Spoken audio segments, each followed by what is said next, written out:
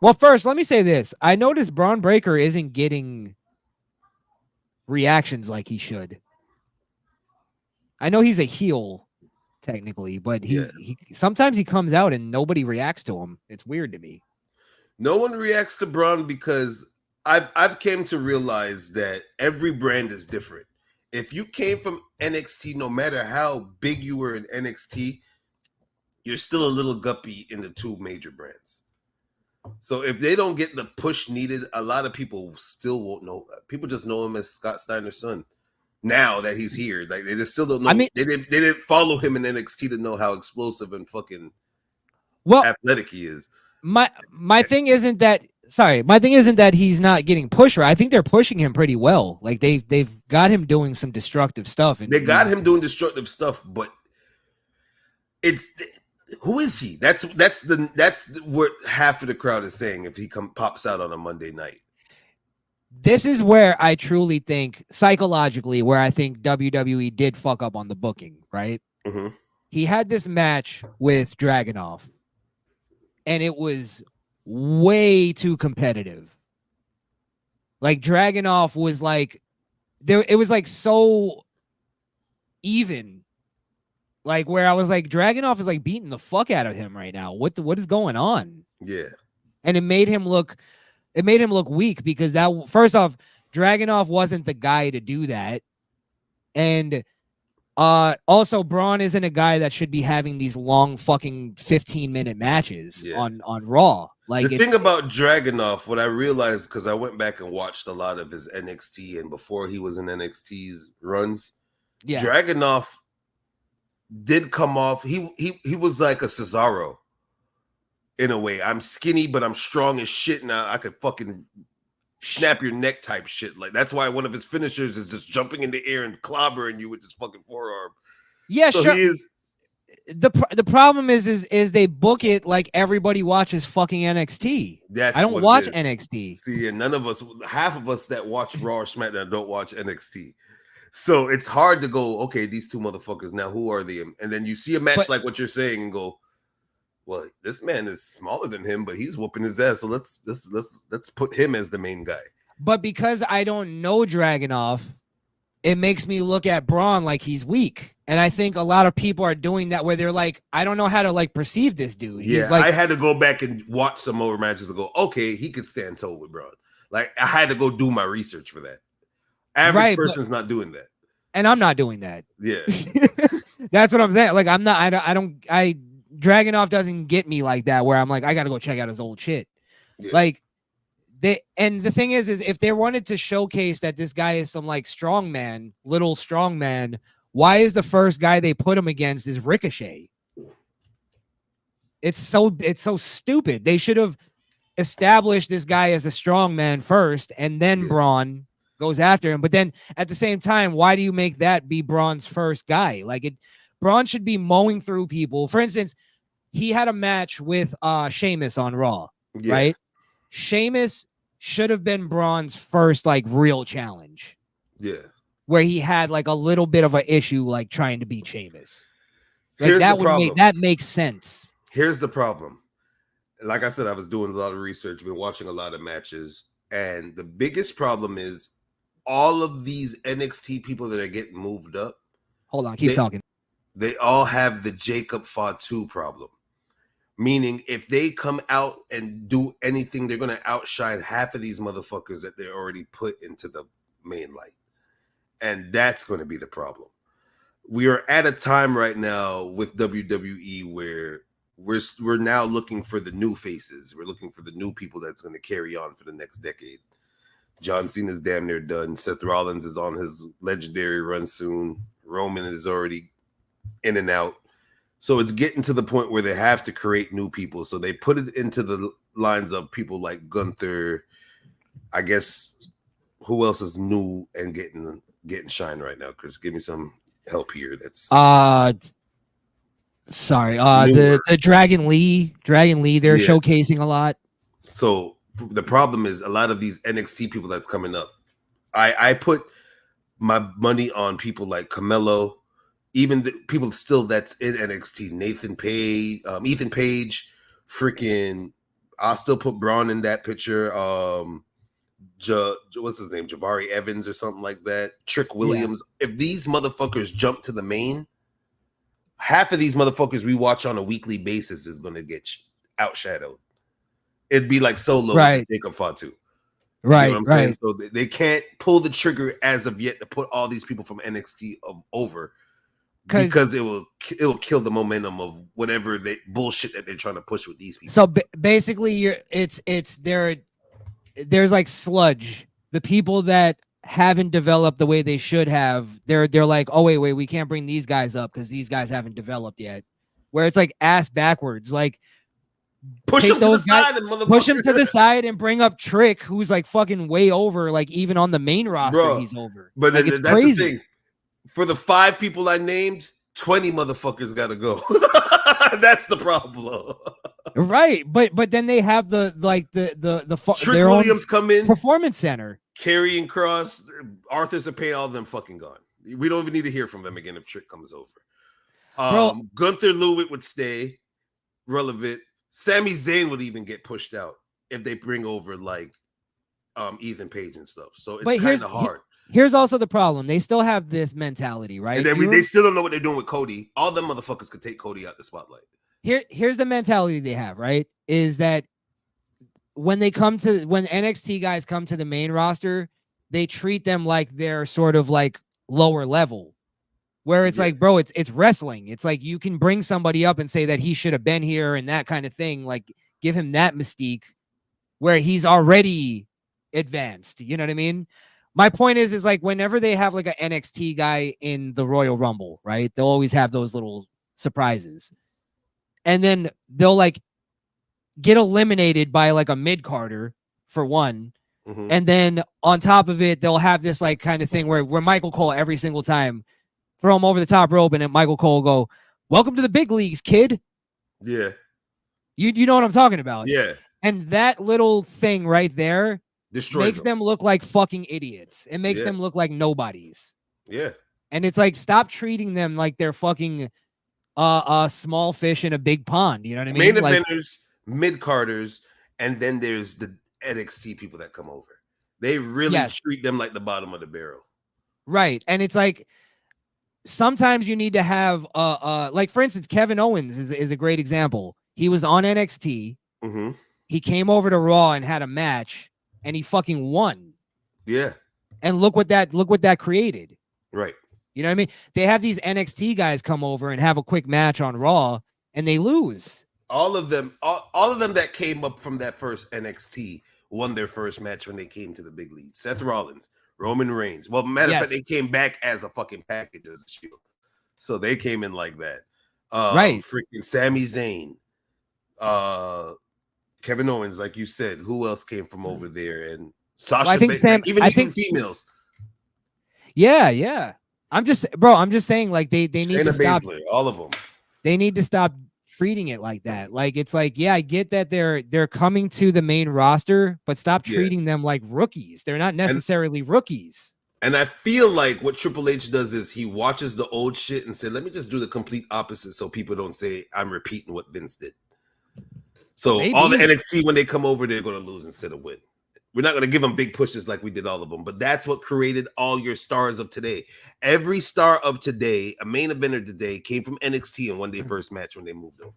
Right. Why not? And that's where I'm like, I'm not a guy who's like, oh, wins and losses matter. I'm not that guy, but certain wins and certain losses do matter. Like you have to lose at certain points. Losses and you have to matter win. when it needs to be. It matters when it needs to matter. That's it. Or wrestling wouldn't be successful the way it is. Right. Yeah, so. It matters in terms of if it plays into the storyline. Right. I don't even like, think other than that, John Cena beat Kurt Angle that night. No, he lost. No, he didn't. Look where John Cena is today. But you see, that's the subtlety. After 55 changes, but hey. But that's where I'm talking about with Bron Breakker. Mm-hmm. Is people like when Dragunov has a competitive match with Bron Breakker, it makes Braun look a little weak, right? Yeah. It doesn't make him look Dragunov look strong because it's like Nobody But knows them. Like you know why nobody. they did that though, right? Why? Because Bron and Dragunov sold like a motherfucker for NXT when they were going against each other. So Nobody they thought if they, watches it though. yeah, but so when they brought it over here, they thought it was going to get the same reaction, but we don't know them. So we're looking at both of them trying to analyze who the fuck they are. They were already who they were on NXT. So for them to go at each other, it was like, yo, shit's going to be the fucking greatest match of the night. We're trying to figure out what they are. Like you have to set what they are first and then put them into then put the them thing. in there. They should have had two separate matches where they fucking squashed whoever they went against and then went against each other. So at least we knew, okay. I'm saying this is Bron is on the level like when you're giving him squash matches as his like kind of, they did the Goldberg thing, right? If you remember, Goldberg wasn't getting amazing reactions right away. Like it took like him getting like that little 20. going. It was like 22 when they started to really like put up sign. Well, that's when they, to be honest, I just watched the Goldberg documentary and it was the creative team. They saw one person put up like a streak sign for Goldberg. And that's what made the whole storyline of it being a streak. They didn't know what they were doing with Goldberg. Well, my point is though, they had enough time where they built him, right? Yeah. And what I'm saying is that Bron they didn't Breakker, give him enough time to build him because when he went against Bret Hart, it was a fucking disaster. What I'm saying is fuck a squash match. Bron Breakker should be having squash feuds first.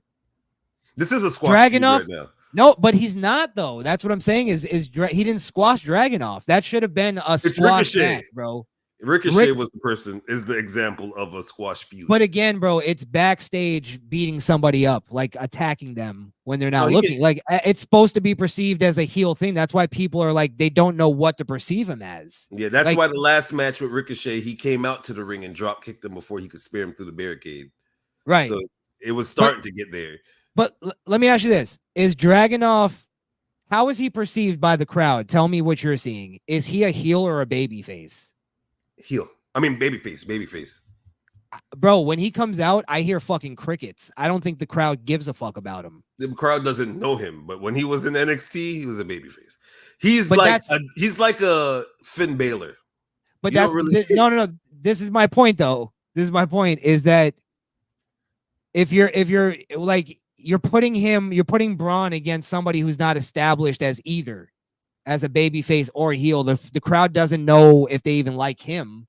It's like you're putting two guys who aren't established against each other and haven't clarified which one is the babyface and which one is the heel.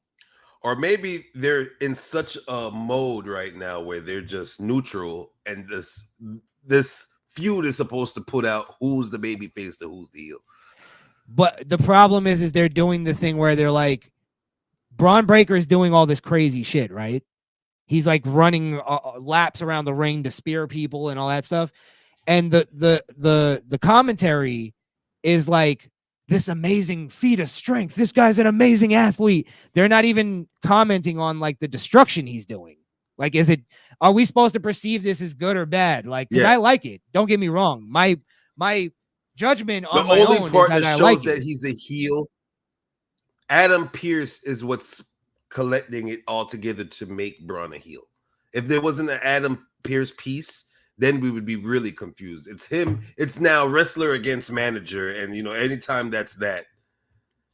Adam, the babyface. I don't even know if Adam is a babyface. That's what I'm saying. That's what I don't get. I don't understand any of it.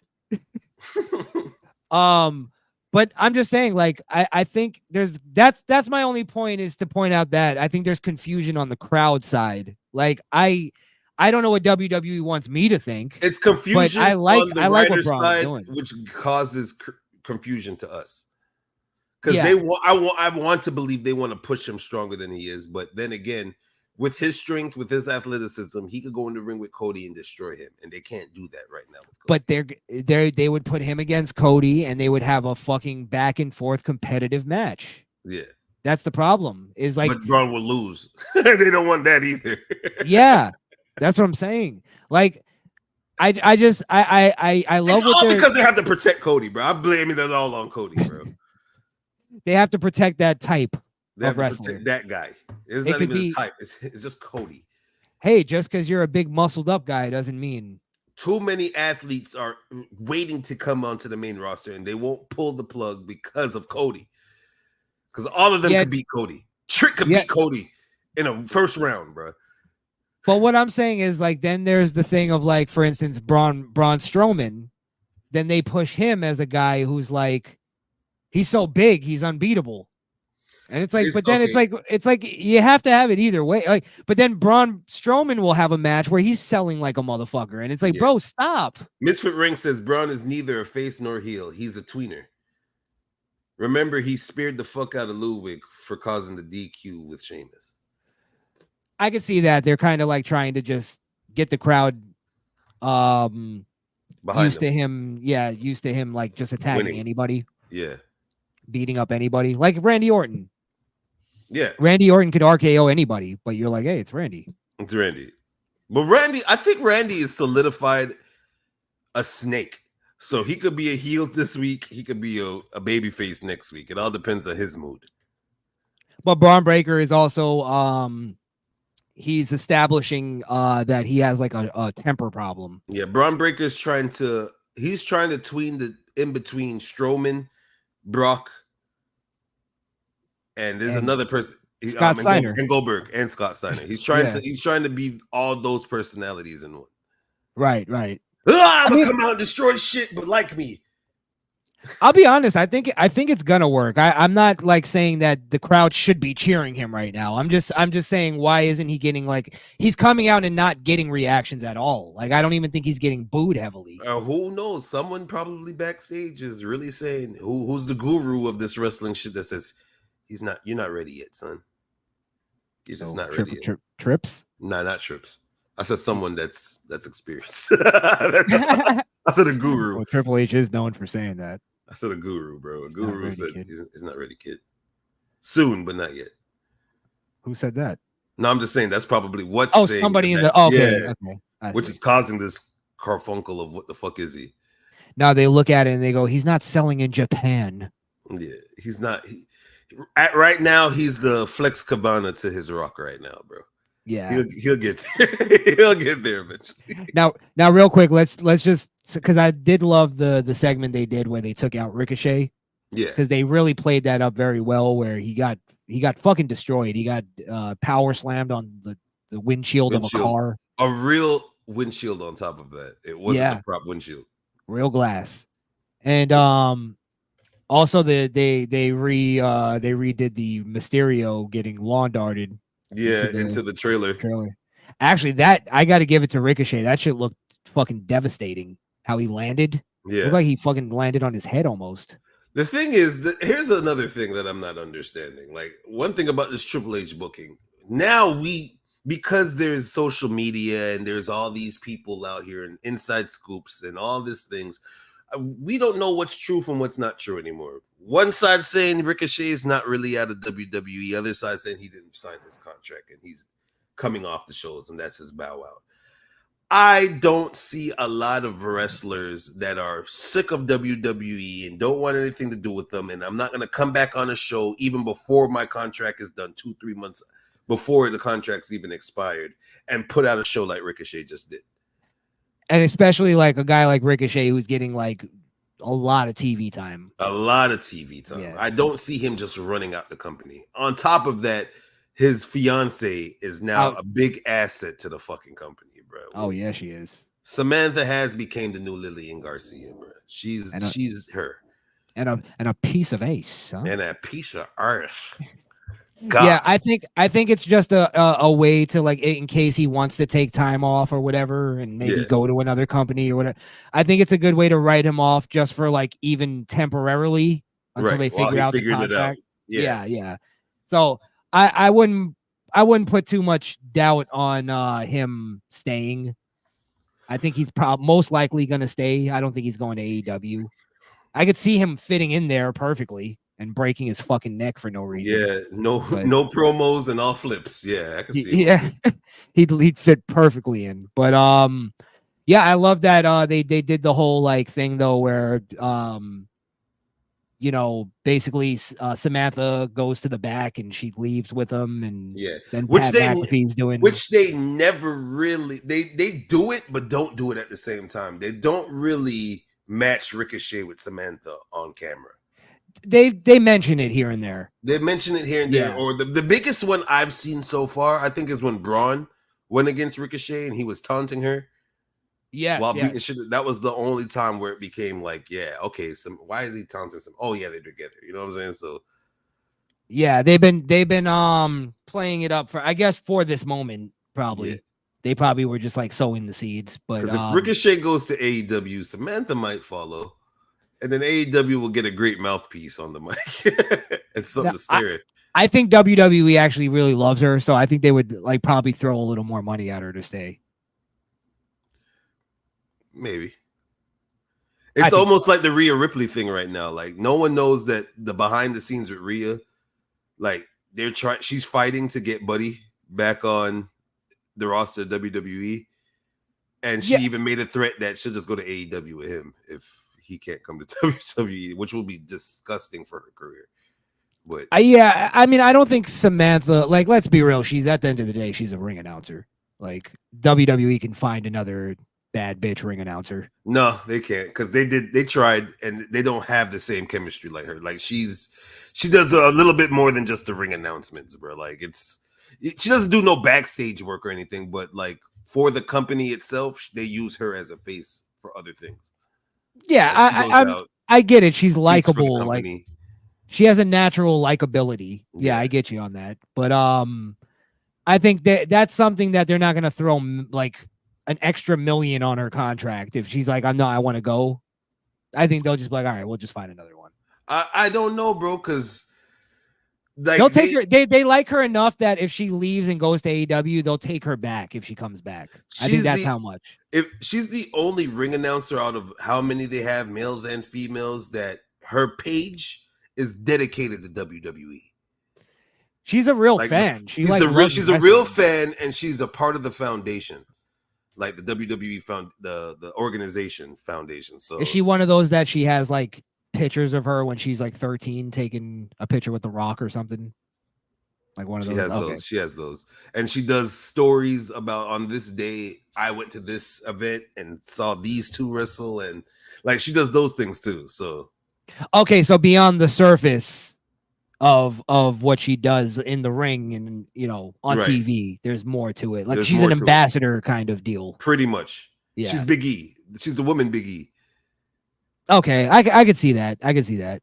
When there's other times where wrestlers are going to like Monday, Good Morning America, or do other interviews outside of wrestling, she's usually there with them and does the announcement for them to go on. Even fucking. You know what she is? She's everything that Cody wishes Brandy was. Yeah, she is. There's a face to wrestling. There's a face to WWE, and then there's a voice for WWE, and she's now became the official voice. Like they even did a game update and put her as a fucking announcer in 2K with her likeliness and her voice and everything. Like a full model of her, bro. Yeah. They mopapped her. They mopapped her in the game, bro. They're gonna give her the $1 million, bro. If they give Cody the tour bus, she's getting the $1 million, bro.